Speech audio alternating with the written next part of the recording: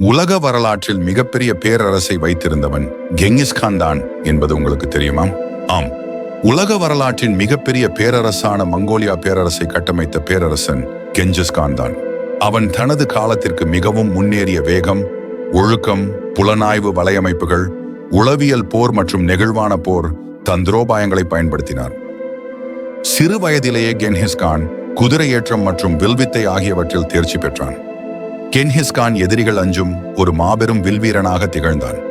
கெங்கிஸ்கானின் இராணுவம் உலக வரலாற்றில் மிகவும் சக்தி வாய்ந்த சண்டைப்படைகளில் ஒன்றாகும். அவனின் படைக்கு நிகரான படையொன்று அன்றைய காலகட்டத்தில் யாரிடமும் இருக்கவில்லை என்பது குறிப்பிடத்தக்கது. உலக வரலாற்றிலேயே இரண்டாவது பெரிய செல்வந்தனாக திகழ்ந்தவன் செங்கிஸ்கான் தான். அவனின் தனிப்பட்ட செல்வம் அளவிடப்பட முடியாதது. இருப்பினும் அவன் எளிமையான வாழ்க்கையை வாழ்ந்ததுடன் தாராள மனப்பான்மை உடையவனாக திகழ்ந்தான். கெங்கிஸ்கான் குதிரைகள் மீது அதிகம் ஆர்வம் கொண்டவனாக காணப்பட்டான். போர் நடவடிக்கைகளில் அவற்றின் முக்கியத்துவத்தை அவன் நன்கு அறிந்திருந்தான். கெங்கிஸ்கான் 1227இல் சுமார் 65 வயதில் உயிர் நீத்தான். கெங்கிஸ்கானின் இறப்புக்கு காரணம் இதுவரை கண்டறியப்படவில்லை.